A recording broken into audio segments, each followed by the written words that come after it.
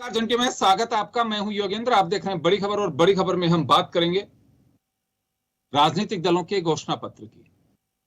चुनाव अभी दो राज्यों में है, हिमाचल प्रदेश और गुजरात। लेकिन चर्चा हम हिमाचल प्रदेश की कर रहे हैं। मैं चुनाव में क्या चल रहा है, कौन जीत रहा है, कौन हार रहा है, कितनी सीटों पे कौन दावा मार रहा है, किसके बागी, मैं उन तमाम चीजों पे नहीं जाऊंगा।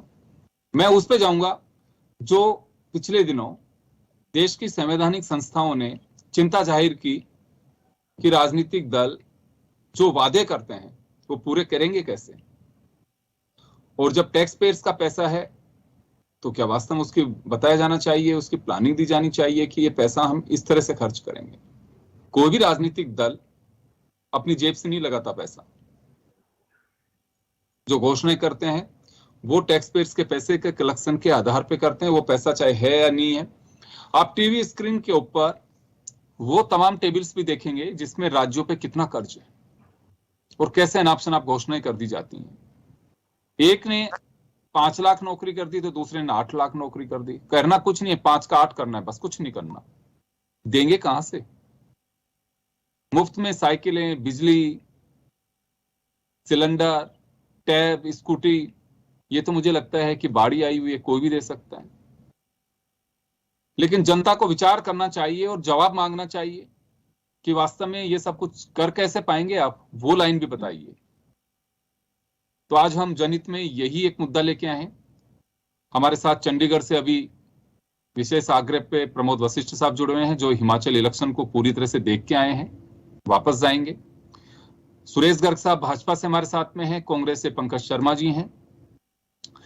ये एक मुद्दा वैसा नहीं है कि साहब उन्होंने ये किया वो, मैं उस पर नहीं जाना चाहूंगा। मैं सिर्फ ये जानना चाहता हूं कि क्या वास्तव में राजनीतिक दलों को जिन संवैधानिक संस्था, या तो उनको भी, संवैधानिक संस्थाओं को भी अपना वजूद दिखाना चाहिए कि हमारे दांत हैं, हम उन्हें छिपा के बेशक रखते हो। टीएन सेशन के बाद में अभी तक कोई ऐसा चीफ इलेक्शन कमिश्नर कोई नहीं दिखाई दे रहा जिसकी वजह से एहसास हो सके कि हाँ बिल्कुल कमीशन को बहुत सारी शक्तियां हैं और वो कुछ भी कर सकता है नियमों के तहत। लेकिन पता नहीं, बहुत एक लाचारी होती है कमीशन की, आप शिकायतें कर दे कोई फर्क नहीं पड़ता। प्रमोद जी, आपके पास आना चाहूंगा। हिमाचल में बीजेपी और कांग्रेस दोनों ने घोषणा पत्र जारी किए हैं और ये इस वजह से हम चर्चा रख रहे हैं कि यूं तो देखिए आजाद भारत है और हमारे डेमोक्रेटिक सिस्टम में अभिव्यक्ति की आजादी है, राजनीतिक दलों को भी बेजा इसका दोहन करने की आजादी है। कोई कुछ भी घोषणा करे, कोई पूछने वाला नहीं है। लेकिन ये सब कुछ होंगे कैसे? कोई तो वजह होगी कि हमारी संवैधानिक संस्थाएं चिंता जाहिर कर रही हैं कि राजनीतिक दलों को समझना चाहिए, जनता के प्रति जवाबदेही होनी चाहिए। और अगर वास्तव में इन लोक लुभावन वादों से अगर कोई वोट भी देता है तो मेरी नजर में ये एक चीटिंग है। अगर वास्तव में आप फुलफिल कर रहे हैं तो बिल्कुल आपने सही किया, लेकिन नहीं कर पा रहे हैं तो लोगों के साथ एक बहुत बड़ा छलावा है। किस तरह से देखा जाए इसे? देखो योगेंद्र जी, जो साउथ में साड़ी टीकी बिंदी बांटने के दौर से लेकर दिल्ली पंजाब तक जो चलता आ रहा है, हिमाचल का वर्तमान जो चुनाव है वो भी निश्चित रूप से पूरी तरह इसमें वही फ्री का मामला छाया हुआ। बिजली का वादा, नौकरी का वादा, वो अब तो एक बड़ी चीज हो रहा गई। घोषणा पत्र में जो कर दिया उसके अलावा भी वादे हो रहे हैं कि हम आपके लिए ये कर देंगे, वो कर देंगे। फ्री राशन तो आम बात हो गई, साइकिल आम बात हो गई। अब तो क्या है कि जो आदमी जो कह रहा है सर हमारी ये होना चाहिए, तो कोई चूक के नहीं करा कि उसमें हम ये ना करें। चाहे भले से सुप्रीम कोर्ट ने इसको पे अपराध जताया हो, बड़ी बड़ी संस्थाओं ने ऐतराज इस पे जता दिया, बावजूद इसके चुनाव में ये फ्री की जो मोदी जी ने कहा रेवड़ी बटने का जो सिलसिला है वो किसी भी रूप में नहीं थम रहा। घोषणा पत्र के अलावा जो हो रहा है, ये एक बड़ी बात ये सामने हिमाचल में जो आ रही है कि घोषणा पत्र के बाद भी नई नई चीजें कर रहे हैं। और आम आदमी पार्टी का इसमें सबसे ज्यादा है, हालांकि कोई दल इससे छुपा नहीं है, लेकिन आम आदमी पार्टी तो खुले रूप से इस बात को कह रही है कि हम इतनी बिजली फ्री देंगे आपको, इतने मतलब प्लॉटों तक की बात हो रही है कि 50 गज 100 गज के प्लॉटों तक की बात हो रही है, मकानों की जो बात हो रही है। तो ये मुझको लगता नहीं कि ये थमता हुआ नजर आ रहा है, क्योंकि ये अगर थमना है तो केवल चुनाव आयोग ही इसमें सख्ती कर सकता है। चुनाव आयोग की घोषणा पत्र को लेकर उस पे एक तरह से आचार संहिता बैठा सकता है कि घोषणा पत्र में ये जारी रहेगा, ये नहीं रहेगा। लेकिन ये भी अब कोई तय नहीं है कि चुनाव आयोग डंडा कर दे उसके बाद भी ये थम जाए। तो क्योंकि भारत में जो एक चीज शुरू हो जाती है वो कभी थमने का नाम नहीं लेती। अब तो ये राजनीतिक दलों को ही सोचना होगा, राजनीतिक दलों को ही अगर संयुक्त बैठक बुलाकर करनी होगी, क्योंकि जनता वो तो क्या है, मिल रहा है उनको। जनता ये समझती है कि राजनेता बहुत पैसे लेवाड़े हैं, राजनेता बहुत पैसा कमाते हैं, जनता की धारणा है, जनता के मन में एक बना हुआ है। तो वो सोच रही है जब ये कमा रहे हैं तो क्यों ना हम इनसे लें। बिल्कुल, अपने तो वो भी चाहते हैं कि बहती गंगा में क्यों ना हमारे भी हाथ धोए जाए। हाँ, खुला कहते हैं, क्योंकि जब उनका कि जब ये कमाते हैं, इतना करते हैं, पैसे वाले बड़ी बड़ी गाड़ियों में घूमते हैं, तो थोड़ा सा एक बोरी में से एक गेहूं हमको दे दिए तो क्या फर्क पड़ गया। लोग इस बात को बोलने लगे हैं पूरी तरह से। आप इस बात को बड़ा अचंभा करेंगे कि भाई ठीक है, अगर वो दे रहे हैं तो हम ले रहे हैं, हम मांग तो नहीं रहे। बिल्कुल बिल्कुल प्रमोद जी, मैं वापस लौटूंगा आपके पास में। और बड़ी रोचक बात ये है, अगर एक दल करता है तो खुद उसे लोक कल्याणकारी नीति बताता है, और सामने वाला कोई कहता है रेवड़ियां बांट रहे, पूरी कैसे होंगी। तो रेवड़ी और लोक कल्याणकारी नीति, ये भी मैं जरा समझना चाहूंगा। गर्ग साहब, आपके पास आना चाहूंगा।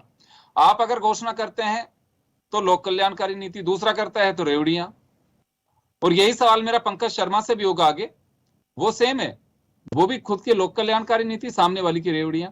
तो सामने रेवड़ियां क्यों दिखाई देती हैं, खुद की लोक कल्याणकारी नीतियां क्यों? देखिए योगेंद्र जी, भारतीय जनता पार्टी ने जितने भी घोषणा पत्र किए हैं, घोषणा पत्र लागू किए हैं, आप ये देखिए कि अगर सेंट्रल गवर्नमेंट ने कोई घोषणा पत्र लागू नहीं किए, जारी किए हैं। लागू होने के बाद तो हम एप्रिशिएट करेंगे उसे। तो जो जितने भी जारी किए उसकी अनुपालना जरूर भारतीय जनता पार्टी ने की है।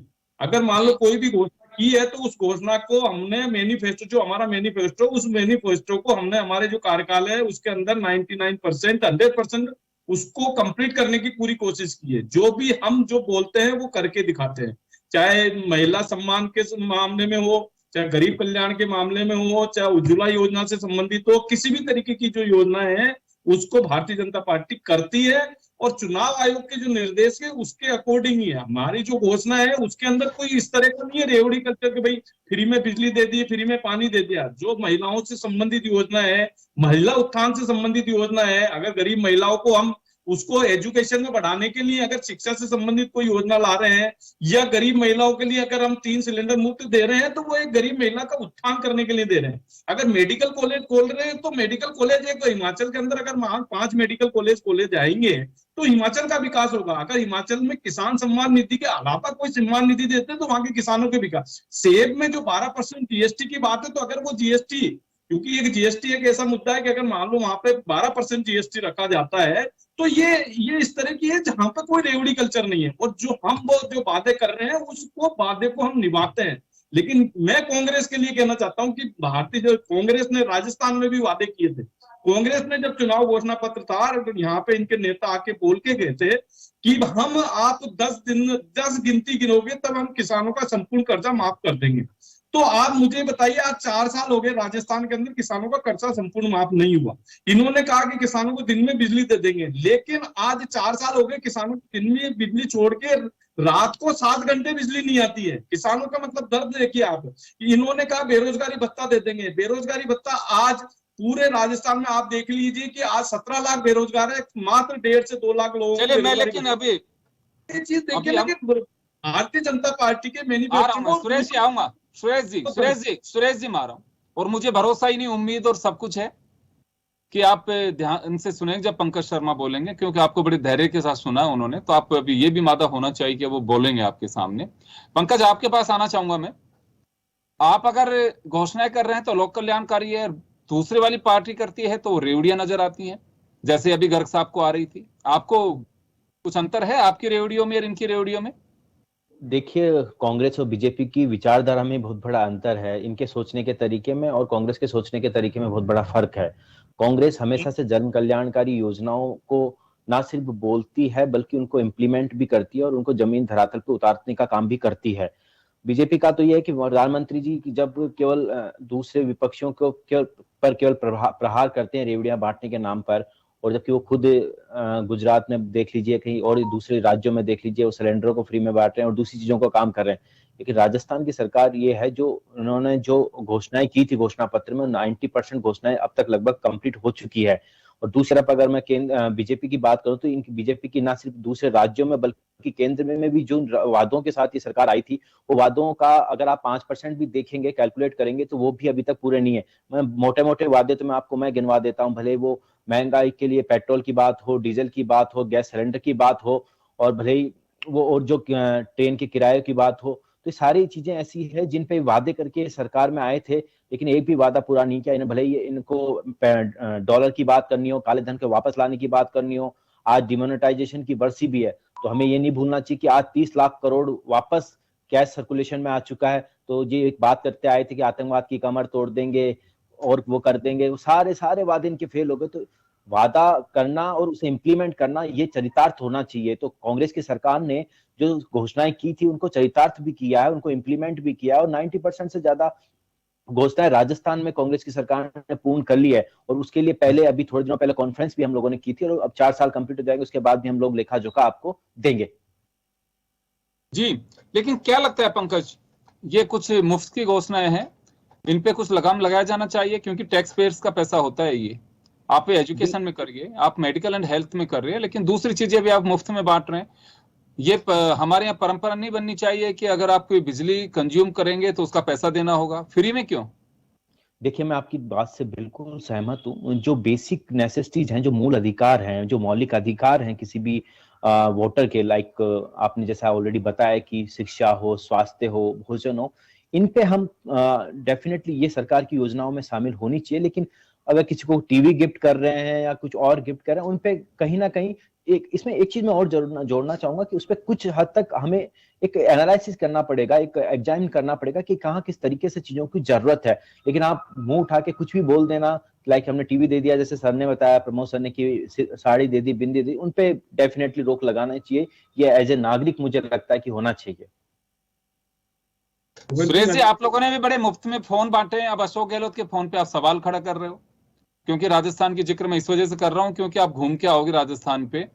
तो ये क्यों, मैं फिर वही आऊंगा कि आपको खुद की चीजें लोक कल्याणकारी क्या आवश्यकता पड़ रही है मोबाइल की, फिर वो रिचार्ज भी नहीं हो पाते हैं।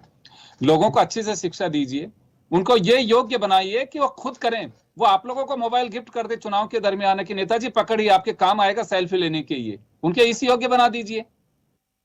योगेंद्र जी, निश्चित रूप से अभी कांग्रेस के प्रवक्ता बोल रहे थे कि जो भारतीय जनता पार्टी ने जो मैनिफेस्टो या भारतीय जनता पार्टी ने जो वादे किए थे पूरे नहीं किए थे। ये बोल रहे हैं कि साहब इन्होंने पेट्रोल भैया, जो पेट्रोल कांग्रेस के यूपीए गवर्नमेंट में था और आज पेट्रोल के दामों में बहुत फर्क है।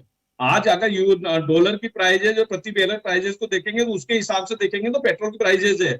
सर, मैं इस पे क्वेश्चन पुट अप करना चाहूंगा। प्रति बैरल $140 की रेट हुआ करती थी 2013 में, और आज $80 पर बैरल की रेट है।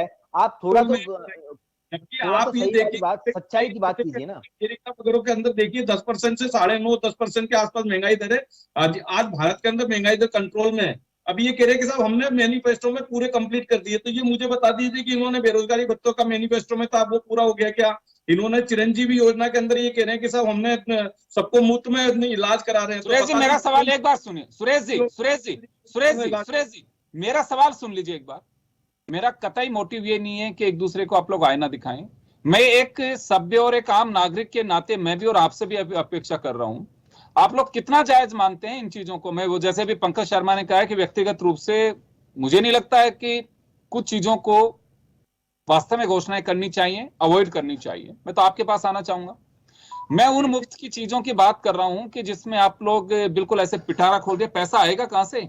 इतनी जो घोषणाएं, अगर टोटल इनकी वैल्यूएशन करें, आप चार्टेड अकाउंटेंट हैं साहब, ये पैसा इतना बजट नहीं हिमाचल गवर्नमेंट का, दोगे कहां से?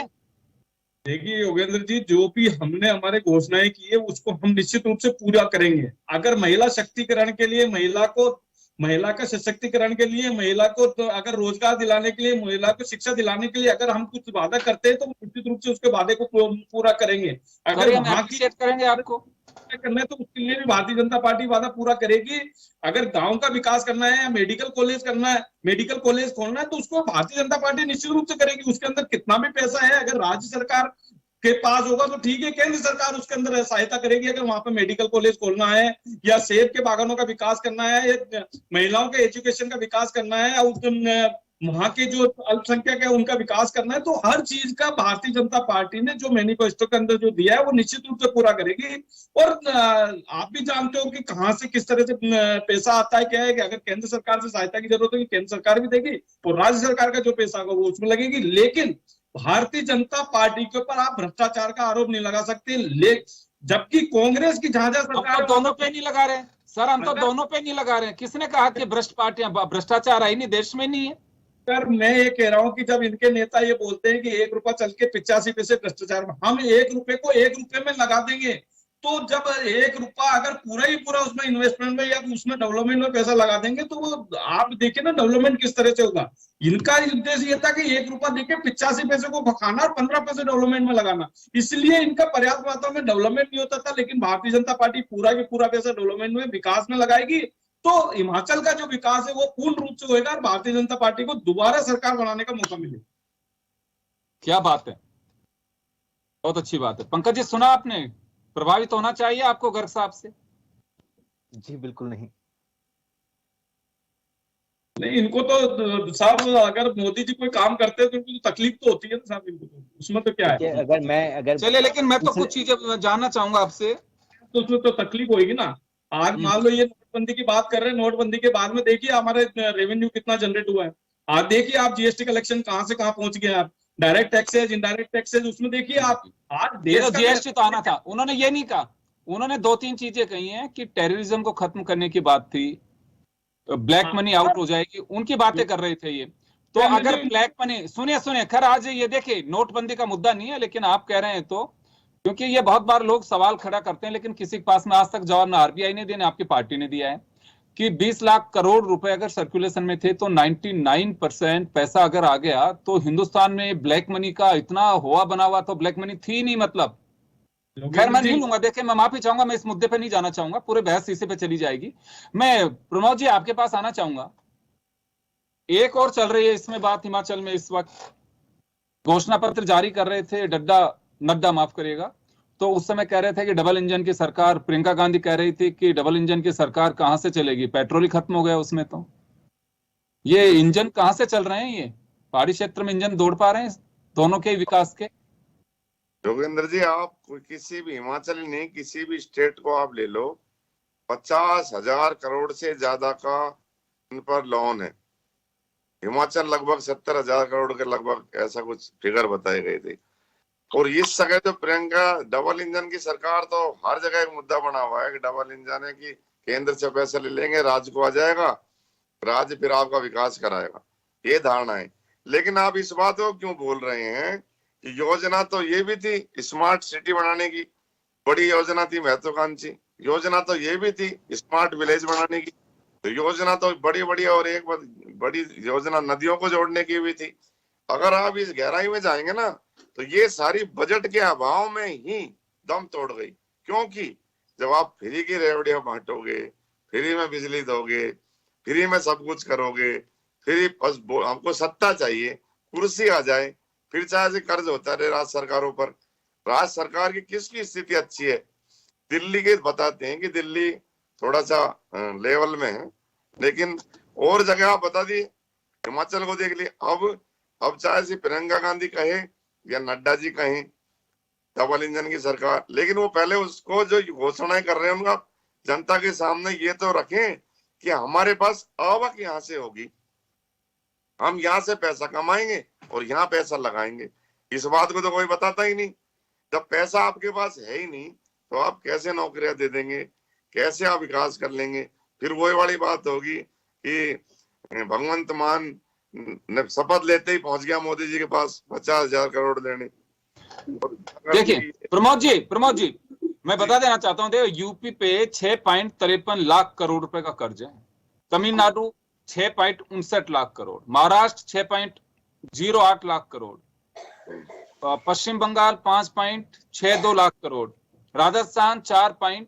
4.77 लाख करोड़, गुजरात 4.02 लाख करोड़, आंध्र प्रदेश 3.98 लाख करोड़। ये कर्ज का रेशो जो है हर बार हर सरकार के टाइम बढ़ रहा है। हर सरकार, ये नहीं कि अगर 1 लाख करोड़ किसी सरकार ने कर्ज ले लिया मतलब उसके टाइम 1 लाख करोड़ पहुंच गया, अगली सरकार 1.10, 90 नहीं 10, और कहेंगे क्या कि तो लोक कल्याणकारी सरकार है, और लोक कल्याणकारी जो एक तरीका होता है उसमें यही सब कुछ होता है। हम कोई उधार लेके घी थोड़ी पी रहे हैं, बिल्कुल नहीं पी रहे साहब। किसने कहा घी पी रहे हैं? पिएंगे कैसे घी? घी का तो पता ही नहीं लगने देते कहां चला गया। ये स्थिति हर सरकार की है, हर पार्टी की है। सरकार बदलती है, दूसरी तो वो एक कॉन्फ्रेंस करती है और हर बार ये बात कहेगी हमको तो खजाना खाली मिला, अब लोन लेना पड़ेगा। आप देख लो, कोई ऐसी सरकार बता दो, सारी कर्ज में डूबी हुई है। इस कारण, और फिर भी इस बात को नहीं देखते कि क्यों, ठीक है शिक्षा और स्वास्थ्य पर खर्च करें, ये एक अलग चीज है, लेकिन ये मुफ्तखोरी की आदतें बंद कर दीजिए। और जनता को भी समझना चाहिए कि कुछ दिन के लोक लुभावन वादों से बाहर निकलना चाहिए, राजनीतिक दलों से हिसाब मांगना चाहिए वही गांव की चौपाल में कि जनाब ये तो बताइए आपके नेता वहां बैठ करके घोषणाएं तो करके चले गए, इसका आपका रूट प्लान क्या है, कैसे दोगे ये सब चीजें, पैसा आएगा कहां से, ये को पूछता है? यही तो बड़ी बात, कोई पूछने वाला ही नहीं है इस बात को। लोग, मैं बता रहा हूँ, लोग तो इस बात के हो गए कि जब नेता खूब कमा रहे हैं थोड़ा हमको दे गए क्या फर्क पड़ेगी। लोगों में ये धारणा हो गई। बिजली फ्री, अब देखो इसमें तो कोई दो राय नहीं, देश में गरीबी और देश में हालात, तो आपको इससे किसी छुपा नहीं है कितना % पब्लिक का है। तो बिजली सब चाहते हैं यार कम मेरा बिजली आ जाए, पानी का कम आ जाए, नहीं और मुझे जो भी मिले मिल जाए, झपट लो। तो ये तो राजनीतिक दलों को करना पड़ेगा कि भाई आप रोजगार दो, ये एक अच्छी बात है कि रोजगार दो, उनको स्वावलंबी बनाओ कि भाई आप मेहनत करो, हम इतने देंगे रोजगार आपको, एक पूरी तरह से निश्चित रूप से 1 साल में इतने दे देंगे रोजगार। आपने 2.5 लाख की घोषणा कर दी, 5 साल बीतने के बाद अगर आपने 50,000 भी दे दिया तो बड़ी चीज हो जाती है। मुश्किल रूप से मिले ना मिले, कॉन्ट्रैक्ट पर भर्तियां, ठेके पर नौकरी। चलिए मैं माफी चाहूंगा प्रमोद जी, रोकना चाहूंगा, समय का थोड़ा अभाव है। हमारा मकसद सिर्फ ये था कि वास्तव में राजनीतिक दल किस तरह से वोट बटोरने के लिए लोक लुभावन वादे करते हैं और लोक कल्याणकारी योजनाएं बताते हैं, कोई उन्हें रेवड़ियां बता रहे हैं। लेकिन एक तरह से मैं जरूर कहूंगा अगर ये वादे पूरे होते नहीं दिखाई देते हैं और फिर जनता के बीच ऐसी थाली परोसी जाती है तो बहुत बड़ा छलावा है ये, और जनता को हिसाब मांगना चाहिए। मैं उकसा नहीं रहा हूं, लेकिन आपको आपके अधिकार का याद दिला रहा हूं। आप नहीं तो आपकी आने वाली पीढ़ियां भुगतेंगी इस कर्ज को, ये याद रखिएगा। आज तो हमें लगता है कि वो मुफ्त की बिजली, मुफ्त का पानी, मुफ्त का डीजल, मुफ्त के स्कूटर, मुफ्त के ये, मुफ्त का वो, लेकिन ये कहीं ना कहीं कोई तो चुकाएगा। ये तय मान के चलिए कि ना वो बनने वाला मुख्यमंत्री और ना उस पार्टी के सिंबल से जो अनाउंसमेंट करते हैं वो लोग 1 रुपया आपका चुकाने वाले नहीं है, आपकी जेब से ये चुकेगा। आप लोगों को बिल्कुल इस गलतफहमी को निकालिए, आप लोगों को अवेयर होना चाहिए, राजनीतिक दलों से हिसाब पूछा जाना चाहिए कि पूरा करोगे कैसे। और मुझे लगता है आज नहीं तो कल ये जरूर होगा, जब लोगों को पता लगेगा कि हम तो लुट गए और माल कोई और मार के चला गया। जब एहसास होगा कि हाँ वास्तव में राजनीतिक दलों से हिसाब पूछा जाना चाहिए। खैर दोनों ही तरफ की बातें, राजनीतिक दलों को भी कोशिश करनी चाहिए कि हाँ वास्तव में ऐसे लोक लुभावन वादे ना करें जिसमें जनता की गांठ अच्छे से कटे, और जनता को भी पूछना चाहिए कि मेरी जेब से कटवा करके ही आपके माध्यम से चीजें मैं क्यों लूं, खरीदिए आप। चलिए बहुत बहुत शुक्रिया तमाम अतिथियों का और हमारे दर्शकों का। बड़ी खबर में इतना ही, दीजिए इजाजत, नमस्कार।